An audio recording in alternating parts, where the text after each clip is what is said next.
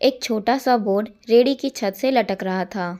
उस पर मोटे मार्कर से लिखा हुआ था, घर में कोई नहीं है, मेरी बूढ़ी माँ बीमार है, मुझे थोड़ी थोड़ी देर में उन्हें खाना, दवा और टॉयलेट कराने के लिए घर जाना पड़ता है।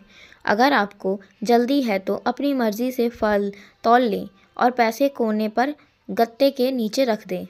साथ ही रेट भी लिखे हुए हैं। और अगर आपके पास पैसे नहीं हो तो मेरी तरफ से ले लेना, इजाज़त है।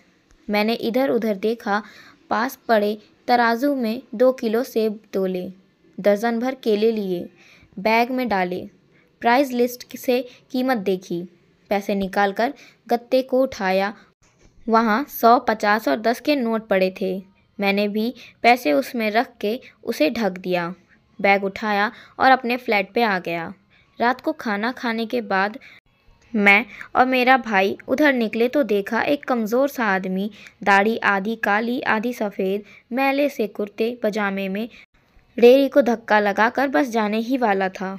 वो हमें देखकर मुस्कुराया और बोला, साहब फल तो ख़त्म हो गए। नाम पूछा तो बोला सीताराम। फिर हम सामने वाले ढाबे पर बैठ गए। चाय आई। कहने लगा, पिछले 3 साल से मेरी माता बिस्तर पर है, कुछ पागल सी भी हो गई है और मेरी कोई संतान नहीं है। बीबी मर गई है, सिर्फ मैं हूँ और मेरी माँ। माँ की देखभाल करने वाला कोई नहीं है, इसलिए मुझे हर वक्त माँ का ख्याल रखना पड़ता है। एक दिन मैंने अपनी माँ का पाँव दबाते हुए बड़ी नरमी से कहा, माँ तेरी सेवा करने को तो बड़ा ही जी चाहता है, पर जेब खाली है और तू मुझे कमरे से बाहर निकलने नहीं देती। कहती है तू जाता है तो जी घबराने लगता है। तू ही बता मैं क्या करूं? अब क्या गले से खाना उतरेगा? ना मेरे पास कोई जमा पूंजी है। ये सुनकर माँ ने हांफते कांपते उठने की कोशिश की। मैंने तकिए की टेक लगवाई। उन्होंने झुर्रियों वाला चेहरा उठाया और अपने कमज़ोर हाथों को ऊपर उठाया। मन ही मन राम जी की स्तुति की और फिर बोली, तू रेड़ी वहीं छोड़ आया कर, हमारी किस्मत हमें इसी कमरे में बैठकर मिलेगा।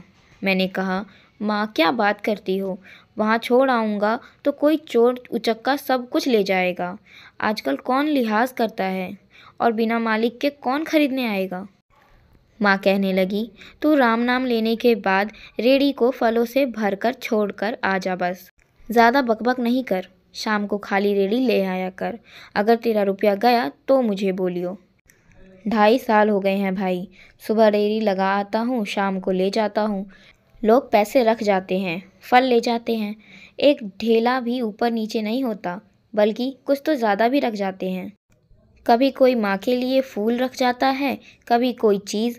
परसों एक बच्ची पुलाव बनाकर रख गई, साथ में एक पर्ची भी थी अम्मा के लिए। एक डॉक्टर अपना कार्ड छोड़ गए, पीछे लिखा था, माँ की तबीयत नाजुक हो तो मुझे कॉल कर लेना, मैं आ जाऊँगा। कोई खजूर रख जाता है, रोज़ाना कुछ ना कुछ मेरे हक के साथ मौजूद होता है।